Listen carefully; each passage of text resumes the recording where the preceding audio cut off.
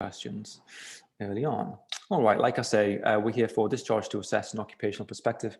I'm Adam Ferry. I'm an occupational therapist and one of the directors of the OT service.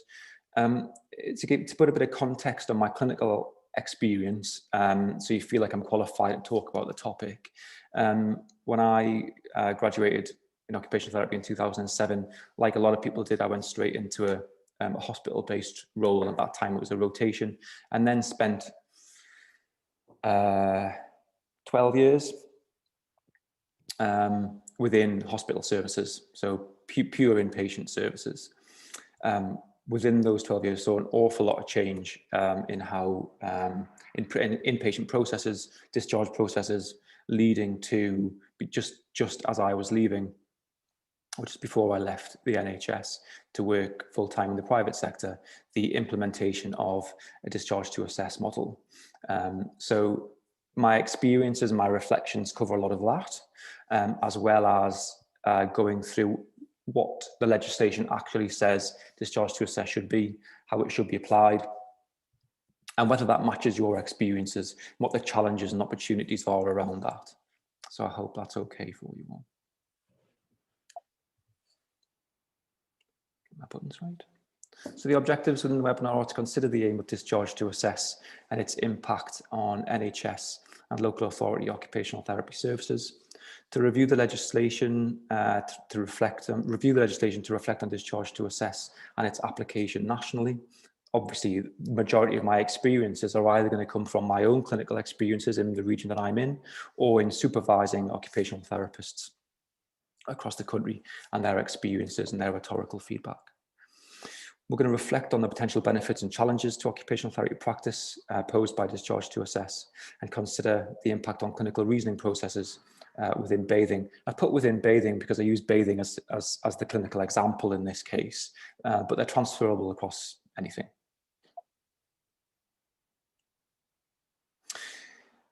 So there's some relatively dry bits to go through first. I'm going to try and make them interesting for you. But I think it's really important that when we are discussing the impact of discharge to assess, we understand where it came from and actually what it's meant to be, how it's meant to be used, and what it's meant to achieve. So we're going to look at 4 key documents. One is the National Audit Office discharging older people from hospital from 2016. We're going to look at the NICE guideline, transition between inpatient hospital settings and community or care home settings for adults with social care needs from 2016. We're going to reduce the document, reducing delays in hospital transfer of care for older people, key messages in planning and commissioning, and hospital discharge service policy and operating manual from last year. So that was revised during COVID and the initial lockdown to make some changes, and then reverted back during the summer. So that's that document, really important one to look at the minute. So the NAO, the National Audit Office discharge of older people from hospital, it's where some statistics were being developed around hospital discharge and updated. So it says 62% of hospital bed days are occupied by patients of age 65 plus. It says 1.15 million bed days are lost to reported delayed transfers of care. The estimate is that actually that's 2.7 times higher than that, but that's based on information on data gathering from trusts.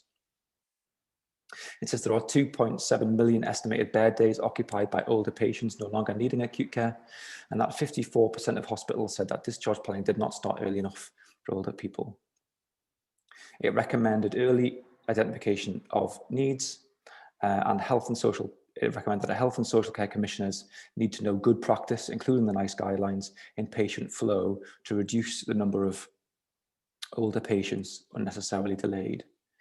Interestingly, for me, when I was reading through the legislation, the term delayed transfers of care, what it refers to as a delayed transfer of care, and it's important that we remember this, it clearly says that a delayed transfer of care is where the entire multidisciplinary team feels that a discharge or a transfer has been optimized within that setting.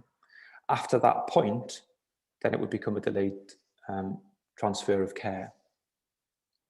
So the full MDT has to be involved in that process and has to be optimizing the patient within their care before it then becomes a delayed transfer of care. It's a really important little point. We often hear the term delayed transfer of care. It very much seems to be medical focused. So as soon as somebody's medically optimized, it then becomes a delay. Actually, based on this document, it's not. The NICE guidelines, so the transition between inpatient hospital, sorry, just cut people entering the webinar there. The transition between inpatient hospital settings and community or care home settings for adults with social care needs. In that document, it states that adults with social care needs who are admitted to hospital have existing care plans shared with the admitting team. It says that older people with complex needs need a comprehensive geriatric assessment started on admission. It says that adults with social care needs who are in hospital have a named discharge coordinator, and that's from the very beginning of their stay. It says that adults with social care needs are given a copy of their agreed discharge plan before they leave hospital, and that those with social care needs have family or carers involved in discharge planning if they are providing support after discharge.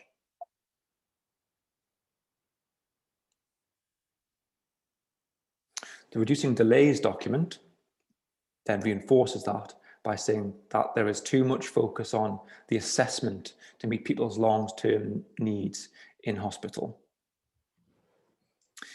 It says that we must ensure that only simple assessments are made at the point of discharge. That's an interesting point. I'm not sure about the people about you watching this and watching me say that, but I know from my experiences in a hospital setting, it certainly didn't feel like there were many people I was involved with who at the time I would have classed as being requiring simple assessments. But we'll come on to what it means by simple later. I think often pace in the hospital setting is what creates complexity and not necessarily the need or the assessment itself. You might disagree, but that's just my experience. But pace creates complexity. It says that we need to ensure that providers of post-hospital care are held to account for the outcomes they're expected to deliver, and for example, reduction in readmissions. So if you've got systems in place that allow for somebody to go home quickly, and you've got a community service that says they can meet that need, they should be held to account if it doesn't work. It says in the document that it's not possible to eliminate all delays, and that there are situations that require complex assessments, such as placement, safeguarding, or someone with complex health needs. But these should be marked as exceptions and not day to day. So it is giving us scope to say that people are allowed to stay in hospital. Complex health needs, I guess that's interpretation. You know, what are we calling complex health needs? And the fact that it says health needs and not social or functional needs is interesting, but that's picked up a little bit later. It's that document that provides the patient flow chart that some of you might be familiar with. I'm not going to go into that in too much detail, but essentially it shows what the flow and assessment processes should be at different parts of that hospital admission right through to discharge. The Hospital Discharge Service for Policy and Operating Manual of last year. This is a really important document for anybody working in hospital settings or involved in that transition from hospital to home should know about. It's within this document that it provides the criteria to reside. So the criteria to reside is a list of criteria by which somebody is able to remain in hospital, and it's predominantly medically focused. Just find the document here. So it's predominantly medical focused. It looks at things like, obviously, if you're requiring ITU or HDU care, if you're still requiring an IV or oxygen therapy. I'm not going to go through the list of medical reasons why you need to be in hospital, but the reason I put it up there is that one of the criteria to reside is acute functional impairment in excess of home or community care provision. It's a really interesting one for us to know about. So it's not saying that you need to have a medical condition or a medical need to remain in hospital. The criteria to reside, I'll repeat it, includes acute functional impairment in excess of home or community care provision. Now, how you determine in excess of home or community care provision, I suggest, is going to change from location to location. And what you consider to be community care is going to change. So is the opportunity to provide someone with short-term respite, does that mean you can meet their community need, even though you can't meet their functional one at home? If you can't get care or rehabilitation in place, say, for example. Or actually, is it optimizing that person's ability to engage in functional activity or meaningful activity once they get home, with limited support afterwards? But it's really important that we know that that is a criteria to reside. So you don't have to be medically unwell to be in hospital.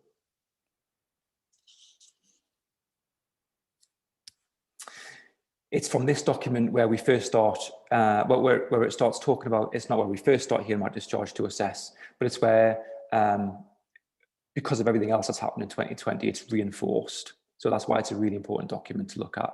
And it talks about discharge to assess, the model and its pathways. It talks about the discharge to assess stages. So where that is stage one being immediately as somebody's admitted to hospital, that's stage one, right through to that point of discharge. It's quite important to know what it says within each of those stages.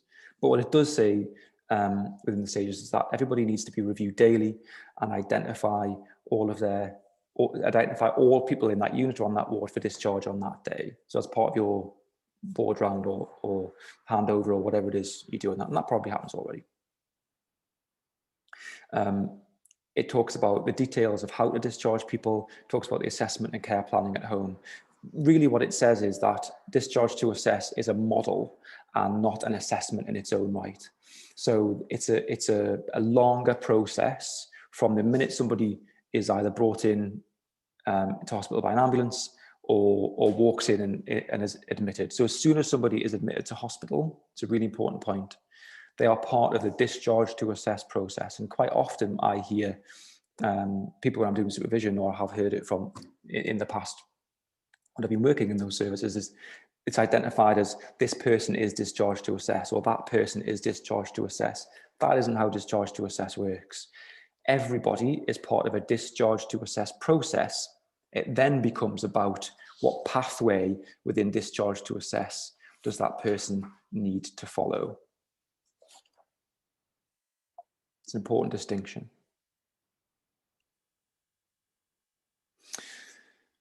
Discharge to assess defined is where people who are clinically optimized and do not require an acute hospital bed, but may still require care services, are provided with short-term funded support to be discharged to their own home where appropriate, or another community setting. The assessment for longer term care and support needs is then undertaken in the most appropriate setting and at the right time for the person. So essentially, it's reinforcing what I just said. It's a process by which people are assessed for discharge home, and for that 6 weeks post-discharge. So that's still part of that discharge to assess process. Longer term needs can be assessed afterwards. So it is about that flow through hospital, but that doesn't mean that it's the point of somebody saying, yes, they're ready for home, they're medically optimized, they need to go home today. The whole point of that process is that there's a build up to that. So needs are identified through part of that inpatient stay, through accurate and robust and multidisciplinary assessment. And then as that person is ready to leave, it isn't a shock to the team, it's just part of that process. It's a build up to that lead home so that things can be put in place to support that transition. But it's very much around those shorter needs. Suppose meeting essential criteria in old money, making sure that the critical needs can be met.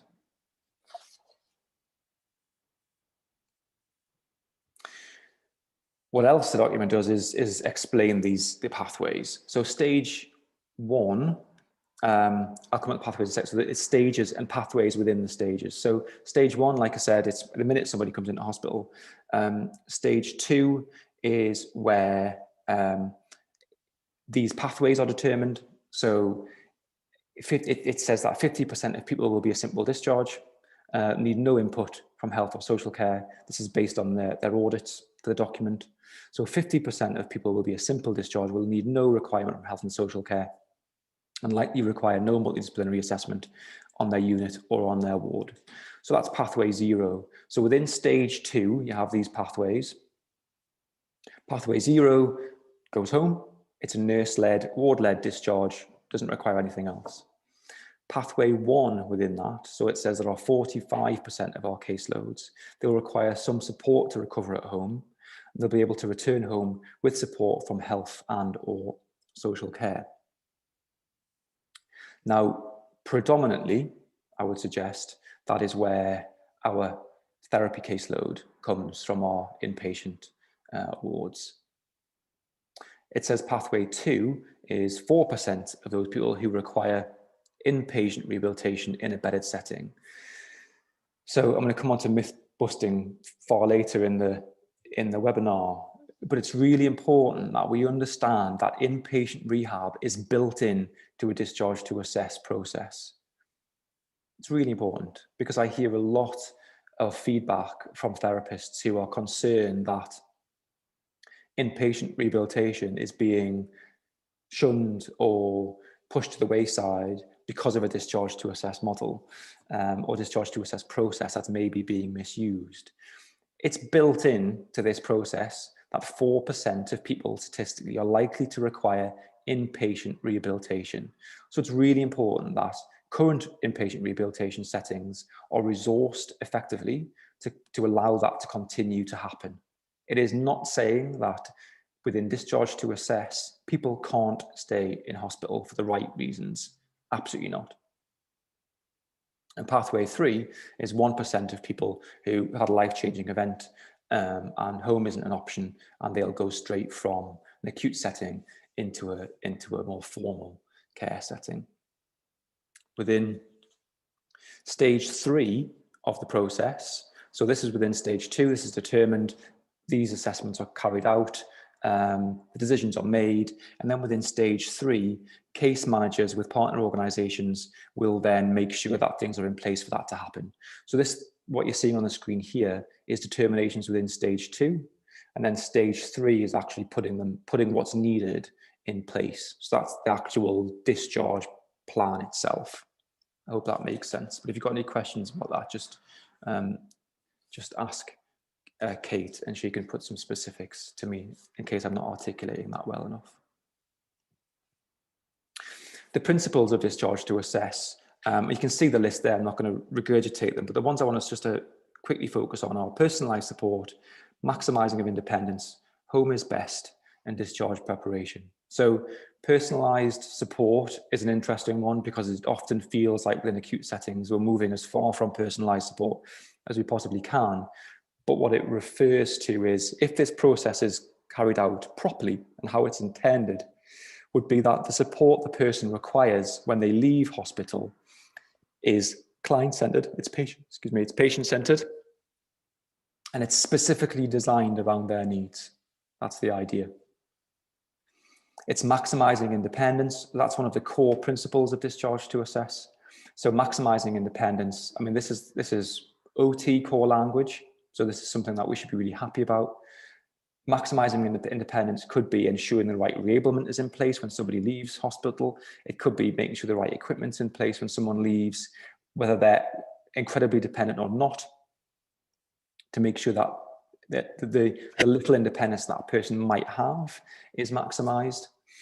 But it could also be that we feel that the 6 weeks of post-discharge reablement isn't going to be enough to help that person reach their potential in maximising their independence, in which case we have the flexibility and the authority within discharge to assess to recommend inpatient rehabilitation, so that when that person does then leave the inpatient environment, to have a reablement service, we are confident clinically that that will help them maximize their ability to engage in meaningful activity and independence, and with the impact that has on long-term care and health and well-being. And discharge preparation. So again, it's a really important principle within discharge to assess. And I'm pointing it out specifically because stuff we're going to come on to later. So it's preparation. So this is not about determining that somebody can go home out of the blue and then them leaving without their needs being met. This is about preparing for discharge in the right way. But it's certainly not about saying this person is discharged to assess. The lady in bed B4, she's discharged to assess because she's going home today. That's a misapplication of discharge to assess. It should still be a planned and prepared discharge process, according to the legislation. So the intended impact is to create positive flow through the hospital system, to have ongoing and timely assessment through the patient's stay. Note there how it doesn't say that you only assess somebody in their own home. It says ongoing and timely assessment throughout the patient's stay. And it says we need to ensure assessments are client-centered and conducted in an appropriate environment to determine long-term needs or potential. Now, don't forget, it's already been ascertained that the guidance legislation says often that there's too much focus on long-term need in a hospital setting. So what it's suggesting is that the assessments carried out within that environment are appropriate to get that person home safely, so that other long-term needs might be able to be determined when they're in their own environment. But it does say ensure assessments are client-centered and conducted in an appropriate environment. It's not saying there are no ward-based or inpatient assessments. So just to reinforce that, discharge to assess is a process and not a single leap or often a perceived push from a medical optimization to home or community. That's not what it's intended to be. And we'll come back to all this later when we put that in the mix with what our job actually is. Yeah, so there is no intention within the guidance to remove therapists from the hospital setting. It's a myth. I think to move that on, hopefully that's covered some of the dry legislation stuff, but I think it's really important that if we're reflecting on what discharge to assess is, we understand the terminology and what it actually says and what it doesn't say, and how that matches with some of our perceptions or some of the things we've seen. Now, I think if we're going to think about the impact on us as therapists, but probably more importantly on our patients and their occupations, we'll just quickly refresh what we mean by occupation. I know sometimes, certainly in a hospital setting and in the local authority, sometimes we have to take a step back and think, okay, what is it I'm helping people do here? Just so that we make sure that we're not on a conveyor belt of being discharge planners. So I just wanted to put this in, the definition in, just to reinforce that. So the World Federation definition of occupation is the everyday activities that people do as individuals, in families, and within communities to occupy time and bring meaning and purpose to life. Occupations include things people need to do, want to do, and are expected to do. And there's always some key words to pull out of that. And I do this, if I'm talking about the definition, I always make sure I pull out and reinforce the key words. So meaning and purpose, I'm going to come on to that in a few slides' time about the difference and my experience from a hospital setting about what that means to me. But the final sentence, so occupation includes need, want, and expectation. Now, we might be very good in certain clinical environments, certainly hospital, local authority maybe, absolutely, in meeting need because they're the basics. What I'm curious for us to think about and reflect on is what would need to change within those settings for us to really, particularly the hospital setting, because that's where I'm coming from, but anybody who's watching this working in councils or local authorities, obviously the same applies to you. How often or what opportunities do we have, or what would need to change for us to be able to consider need, want, and expectation? I'm obviously not expecting answers right now, but I think that's something we need to reflect on and remember, that we are not just need-led professions, even though it might feel like we're working in need-led services. And the Royal College define occupational therapy as someone who will consider all of the patient's needs, physical, psychological, social, and environmental. It says that support can make a real difference, giving a renewed sense of purpose, opening up new horizons, and changing the way you feel about the future. And I'm not sure we can all, certainly myself, if I reflect on my practice, certainly at the beginning of my career within hospital setting, is that I really thought about want and expectation, or whether people who I'd supported discharges for, whether I can honestly say I opened up their new horizons and gave them a renewed sense of purpose. I certainly think I'll have met their critical needs, which I'm sure they were very grateful for. And at the time, it might have been what was the most important thing to them in that acute situation. So I'm not saying at the time I've done them a disservice, but it does make me reflect on what would need to change, or what processes would need to change, or what cultural mindsets would need to change for me to feel like I was absolutely practicing occupational therapy within that setting. So what do we do at the minute as within inpatient settings? What service, what assessments do we provide? And we'll try and think about how we reflect on how that might change. So these are just a list of my experiences. You'll have your own, I'm sure. Some of them might be the same, some of them might be different. Some of them you might look at and think, why do they do that? Everyone's going to have their own experiences. So from my experience, standard things would have included standard transfer assessments, personal care assessments, kitchen assessments, site visits. So going home to somebody's home without them to check their home environment. Home assessment visits, where you take the person to that environment if there's something you're not sure about their interaction with it. They would kind of be the standard sorts of things. My question there is, if we engage people or help people engage in meaningful activity, how much that I've done within those assessments is truly meaningful? Or is it actually purposeful? The purposeful is fine, because occupation is meaning and purpose. But a few years ago, I might have described what I did, or what we did as a service, as helping people engage in meaningful occupation. Actually, when I look back now, I wonder whether that was true in the long term, or whether we were focusing on purpose because of that critical need. And how did we do that? So we applied activity analysis to that objective assessment. We considered transferable skills and needs, and then we applied that activity analysis to activities that the person might do in their own environment.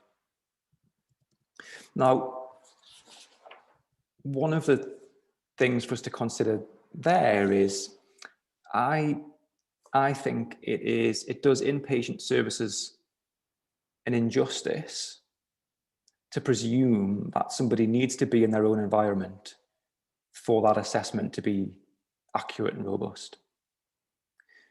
The idea of activity analysis is that is a breakdown of the task, a complex and detailed breakdown of what we see to determine what people might be able to do and achieve, or what support they might need, leading to approaches like rehabilitative, compensatory, adaptive, etc., etc. I don't think, in my experience as an inpatient occupational therapist, whether there were many occasions, when you think about the thousands of patients I must have seen in that time, whether there were actually many occasions in the context of those thousands where I wasn't confident with the recommendations I'd made based on what I'd seen within the hospital. Obviously, if you then were unsure about whether there was something involved, something you were seeing that actually was determined by the interaction of the environment, that would then lead you to do something else or suggest something else. I think the important thing within this is the timeliness. So if I was able to, as a hospital-based therapist, provide an assessment or a range of assessments for a patient on an inpatient unit or ward, apply a robust activity analysis, come up with conclusions that are clinically reasoned based on a robust evidence base, and have them in place in time for the person to leave before they were medically optimized, or certainly as they became medically optimized, then that is part of the discharge to assess process. So that's within that stage 2 process. We don't need to wait.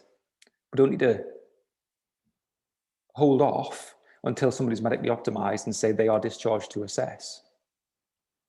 What I was doing was part of a discharge to assess process, which just hadn't been termed discharge to assess yet.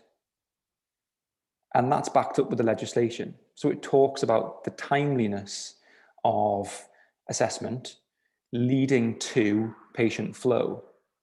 So if I'm not holding that up, then what's the issue? And I understand there are times where we do need to see somebody in their own environment. And at that point, yes, absolutely. If they're medically well enough to go on a home visit, say, for example, then why are they not just going home and it being picked up at home? Or you facilitating that discharge home? But it's part of that seamless process. Like I say, I think it does therapists a disservice by saying you need to see everybody at home who has a need, because that limits the scope of activity analysis. Surely that's what that's there for. And actually, it's been a couple of years since I wrote in a hospital service, but I know before I left, we did an audit at the time, because we were just, we were talking about discharge to assess, to determine how many patients within our caseload actually were waiting for therapy to finish before they were, after they were medically optimized. And at that time, so for the previous 12 months, it was somewhere in the region of 90 to 93% of our caseload was therapy ready for discharge before they were medically optimized. And that you might not share those experiences, but certainly at that time, our service, that's what our service was doing. So really only 7% of that caseload then would have had a changed process. Because if they hadn't been therapy ready at the time of being medically optimized, it may well have been that could have been continued in the home environment. But 90 to 93% of our caseload were ready to go and safe before a consultant or a medic said, yes, they are medically optimized. I hope that makes sense.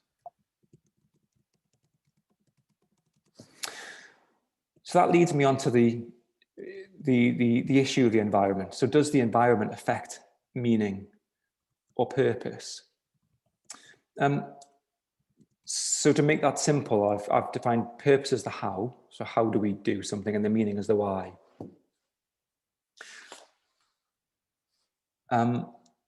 It's interesting, meaning and purpose. I'd give an example of say, a kitchen assessment in a home environment. And I know we have that age-old, or they got me to make a cup of tea, and I'm not trying to be facetious about it at all. But my question is, and to reflect on it, is that purposeful or is it meaningful? Just because somebody does it at home, they make themselves a drink, it doesn't make it meaningful. It's the why, I think, that makes it meaningful. So why do you do that? Now, if it's, well, obviously make a drink because I'm thirsty, then yes, but that still could be purpose. The meaning for me is more, so do you do it when people come round? Does it help you engage socially? Why do you get dressed in the morning? And it's not because you have to, it's because not the act of getting dressed, but what you are doing once you are dressed, that you have to be dressed to then go and do, is the meaningful. So what I'm asking there is, does the environment change that? And it's likely, based on my own reflections, again, it might not be yours, but on my own reflections, is that A lot of the hospital assessments that I was involved with, actually, when I look back, I was focusing on purpose and not meaning. And that's fine, because occupation, like I said, covers purpose and meaning. But I didn't want to fool myself that I was then helping that person engage in meaningful activity, because I probably wasn't asking the right questions. I was asking questions more about how do you do that, rather than why do you do it. And bathing is a great example for that. So if you do currently complete bathing assessments in a hospital, what are you asking and analysing? And I'm well aware there'll be services and people who often say, well, we just don't conduct bathing assessments in hospital because it's not a critical need, maybe, for example. But I still think a lot of that is based on how we determine bathing. And in my experience, bathing, I conducted in the past bathing assessments as a transfer assessment. It's how do you do it? Can you get in and out? If you can't get in and out safely and independently, what can I put in place to make that happen? That's a transfer assessment, but it's a transfer in and out the bath. What I wasn't necessarily addressing was the why. So actually the much more important question for something like bathing and everything else, but I'm using bathing as the example, is why do you bathe? And ask yourselves, why do you bathe? Is it to have a wash? And it's often not. It's to relax, to unwind. Things that generally support mental health rather than physical health or personal hygiene. So if that's why you bathe, and by that I mean submerge in water, so we get down into a bath. If that's why you bathe, when we make recommendations for equipment to support hospital discharge, or as part of that 6-week post-discharge discharge to assess process, if we're giving somebody a bit of equipment to do that, what are we impacting on? We can't know what we're impacting on unless we've asked the why question. Because if somebody gave me a bit of basic bathing equipment to help me get in and out of the bath, but actually what made bathing meaningful to me was my ability to bathe with a young child, if I've just, if I'm a father and I've got a baby and I want to be able to bathe with them, or if actually I use the bath to relax and unwind, and to do that I need to be able to lie right back and submerge in water, and I'm 6'1", so that makes that really difficult. But you might say, well, I'm meeting a critical need because you can wash everything you need to. That's based on how and not why. So what I'm asking there is to consider, what is it about a discharge to assess process that might make those assessments more client-centered, more holistic, and more meaningfully occupation-focused? So how would discharge to assess change this? Some of this reinforces things we've already said. So pathway 0, simple discharge, 50% of people, very limited number of follow-ups, but it's for things like removal of stitches. Unlikely to have any change to occupational therapy provision for this patient group. But that is a discharge to assess pathway. So everybody who goes home with nothing and doesn't need it, they are still discharged to assess. They are part of that discharge to assess process. I can't reinforce that enough.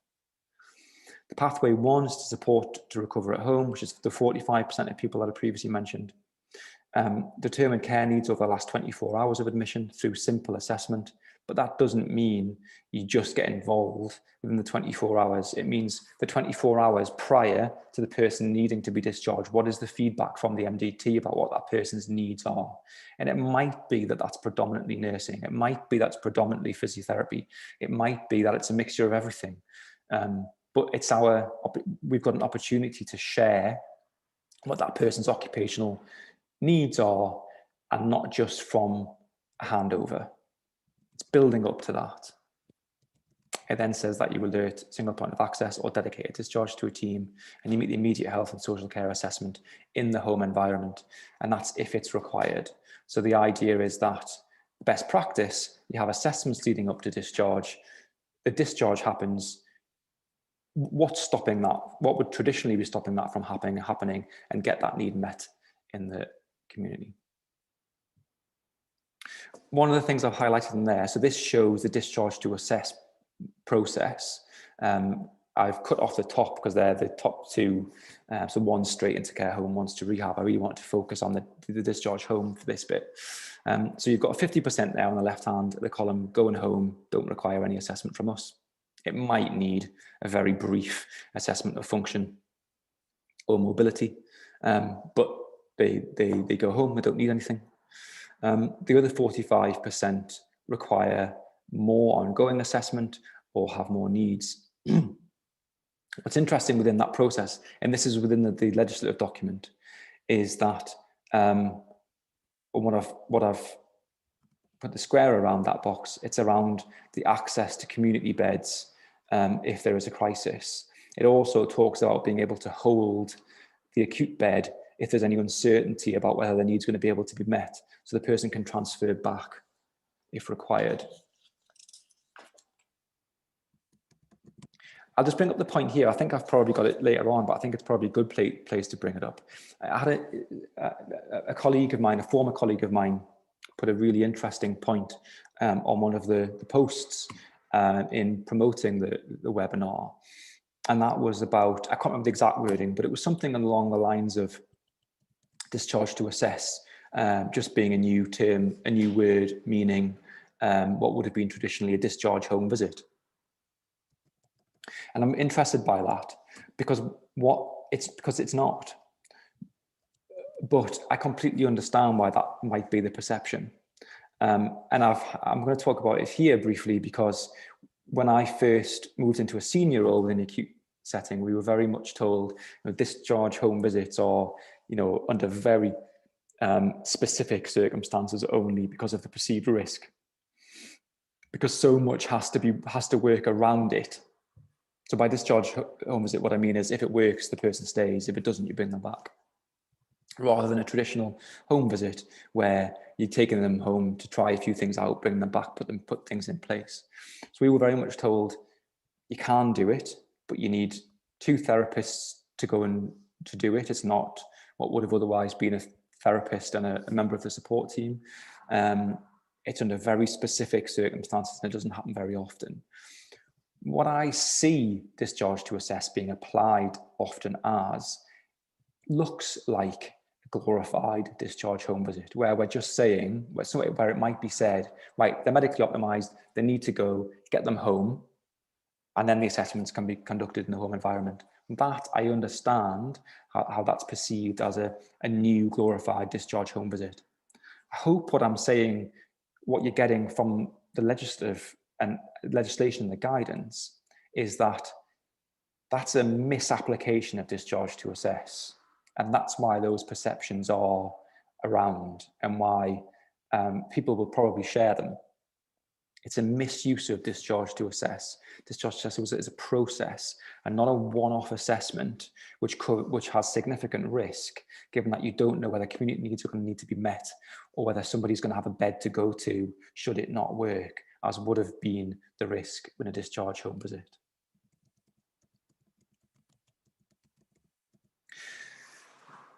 So let's try and think about it more now from an occupational therapy perspective. What are the opportunities with discharge to assess? So it talks about case management or specialist assessors. I think there's a real opportunity there for occupational therapists to take on the role of that case management or the specialist assessor role as part of that transition from hospital to home. So it doesn't mean that hospital therapists need to stay in hospital all the time, although, like I've said a number of times, there's absolutely nothing that suggests that occupational therapists aren't needed in the hospital. But wouldn't it be great to consider our ability to transition home with that person rather than it being a handoff to another so-called discharge to assess team in the community who is already stressed and trying to keep people out of hospital in the first place. So that would be new skills both for community-based therapists and hospital-based therapists. Because the idea would be, and it's point 4 on that list, the idea would also be that as you're involved with somebody in the community, wouldn't it also be fantastic if you transitioned into the hospital with them to be the support that that hospital multidisciplinary team needs to then get that patient home in a timely manner. So you've got that constant transition and role changing, I guess, of therapists from community to hospital, supporting individual or groups of patients. That requires some development of different skills. the ability to focus on application of specialist skills, like I've just suggested. So rather than it being embroiled in things that we may not need to be involved with. I'll use the example of equipment here. So it may be that, and that's my experience, that sometimes we can be a little precious about certain things that have become part of the occupational therapy department's role. But actually, when we reflect on why we do them and why we're so precious about them, that might be slightly less clear. So, for example, when I was still in the hospital service, there was a bit of a pushback on other services being deemed competent or going through competencies to deliver and fit equipment. And that might be through voluntary services like the Red Cross or St. John's or any voluntary, Age UK, any voluntary service community-based that were used as part of the discharge to assess process. And there was a bit of a query there as to why is that happening. And I guess probably a threat that, well, if that's being taken off us and we see it as an occupational therapy role, is there then a political move for us to stop doing what we're currently doing? But actually, when we take a step back on that, we're not equipment provider as therapists. Our job is not to provide equipment. Our job is to provide robust, occupation-focused assessment based on things that our patients tell us are meaningful to them, to support that safe transition. It doesn't necessarily mean that we need to be the ones going and fitting the equipment. That stands to reason. So what I'm trying to say there is there's opportunities for other services to pick up some of the things that we've enveloped as occupational therapy roles that would allow us to really strip back and focus on us being occupational therapists within those environments, rather than being discharge planners, which is sometimes what we feel like we have become, or there's the risk that we could become. It's definitely an opportunity for skill development from all sectors, and that's really relates to what I was talking about, that cycle of transition from community to hospital and back. I know certainly as a hospital therapist in the past, I wouldn't have had a clue what the processes were for my community therapists who were going through DFG work, say for a client. I would now, but wouldn't it be fantastic if actually therapists had such rounded skills that not only were they able to follow the person home as part of that 6-week transition, but remain that family's or that client's specialist assessor for the period of the meeting of their care need. Obviously requires investment and resources. I'm not saying that's simple, but wouldn't that be a fantastic gold standard opportunity? If the system supports longer-term involvement, like I'm suggesting, it helps us build relationships with patients and clients. So you could be with that person for the lifetime of their adaptation or the lifetime of their rehab. So rather than handing that person over to a reablement service as that specialist assessor or case manager as part of that discharge to assess process, you could be the one going to review that 6-week reablement because you've set the original goals. So why not go and review them and set new ones? And using current professional relationships built in the community to ensure a safer, more efficient and a comfortable hospital stay. Again, that either relates to seamless working with community services around what does that person currently need or want, how responsive could we be to meeting new needs, or in fact, gold standard, why doesn't that therapist follow them into the hospital as part of that full admission and discharge process? So again, I've used bathing as that example because I used it from the previous. So if you consider the bathing assessment we discussed earlier, how would you feel if you were able to assess the person in their own environment, focus on want and expectation as well as need, and discover what is meaningful to that patient and make recommendations that maximize the engagement in that activity? Effectively, what I'm saying is how would it make you feel if you were able to see that through as that person's therapist? Build that relationship, find out more about what is meaningful to them and help them solve that. So and go through that process with them. Now, it may be for the 6 weeks of discharge to assess, but if your service is able to have the resources, it could also be for the lifetime of that potential adaptation. So why not have a therapist who can support that person out of hospital and organise the installation of their specialist bath, rather than provide them with a board to leave hospital with and hand it over to somebody else to see it through. I'm not saying that lightly, so please don't be listening thinking, well, that's a fantastic idea, but it's an absolute pipe dream. I understand the challenges of that. I'm just trying to say, in theory, with the right resources, discharge to assess would support that kind of clinical process. So challenges to that, and it might feel like there are a lot. Culture. So no doubt a changing process for many organizations and professional teams. The culture within medical environments in some places might resist that ongoing opportunity to assess on an ongoing basis, because the focus is on medical optimization.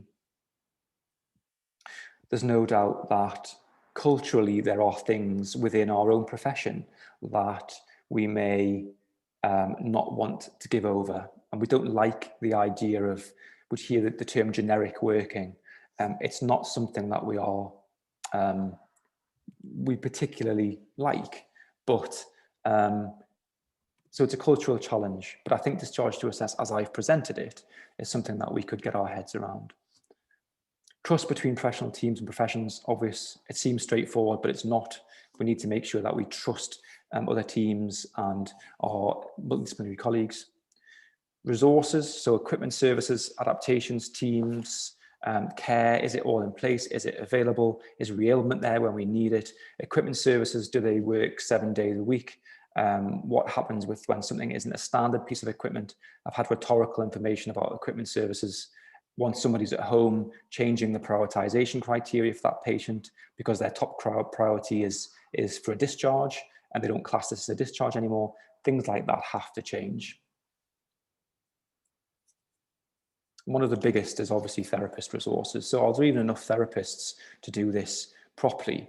But if there's not, and a discharge to assess is being misused, then it also creates issues around safety. I've heard a number of stories from other people, but also when I've been doing reflection for therapists, community-based therapists, who've said we're getting calls all the time to say somebody's been discharged home, they've been put on their bed, and they've been being hoisted in hospital for the last 2 weeks, and they've got no equipment at home. What do we do? And that's the honest answer is you resolve it as safely and quickly as you possibly can, but that is not discharge to assess. That is quite simply an unsafe and inappropriate discharge. That is nothing to do with discharge to assess. So quickly, some myth busting. So it is not about discharging people from hospital before they're clinically ready. It's not about discharging people without assessment for services required. It's not about moving people home from hospital without the right support. It's not about creating additional transfers in a person's care pathway in order to free up a bed. It's not about moving people without clear pathways and processes, including an agreed care plan. In fact, they should have a care plan and a discharge plan in their hand before they leave hospital. And as I've previously discussed, it is not a glorified discharge home visit. Finally, it does not detract in any way from the need for agreed multi-professional assessment or from the requirements to assure safe discharge, and it may work alongside time for recuperation, recovery, ongoing rehabilitation, or re-ailment, and that's from the NHS and Department of Health document. That statement is incredibly important. So running out of time a little, I know I've talked a lot, so we haven't got an awful lot of time left. So I'm not going to go through those statistics specifically, but needless to say, when it works really well. So the evidence suggests when it goes wrong, it goes badly wrong. What I would suggest based on what I've read and my reflections and speaking to other therapists is that when it goes wrong, that it isn't discharge to assess's fault. It's organizational. It's an organizational issue about the misuse of discharge to assess and its values, where it's become more about getting people through hospital quickly and less of a focus on actually what is safe, what is appropriate, and what is timely. And that just reinforces that. So when it goes wrong, is it actually as a result of discharge to assess, or is it an organizational application of the model? In summary, the aim of discharge to assess shares a lot of common values with occupational therapy. The legislation and guidance doesn't support unsafe discharges or unilateral decision-making. The significant professional benefits to occupational therapy practice and the appropriate rollout of discharge to assess, I strongly believe that. And it's about home-based assessments that are conducted in a timely manner, but it does not mean there are no hospital-based assessments. What I would encourage people to do after the session is to go onto the Abacus Academy website with the link that you provided with, and it's on there on the slide as well. There's a reflection document which links the HCPC audit sections as well, so you can use it as part of your portfolio and reflect on whether what you thought you knew before has changed, whether it might have changed your practice, whether it might allow you to put some pressure on commissioners or organizations who are actually applying this in a way that might be inappropriate, or whether actually to give praise to services that are doing a really good job of it. But it's there for you to use alongside sections which cover a little bit more about clinical reasoning, around evidence-based practice, and about legislation. It's all on the Abacus Academy site, which is ready to go for you to look at. There's bite-sized videos on there as well. So if you haven't got much time, they're only about 3 minutes long, and hopefully they'll help you reflect on this and other things in future practice. So I'm very aware that I've run over a bit there. So thank you for the lots of people who stayed on. Kate, if you're there, are there any questions that you want to put to me specifically from what people have typed?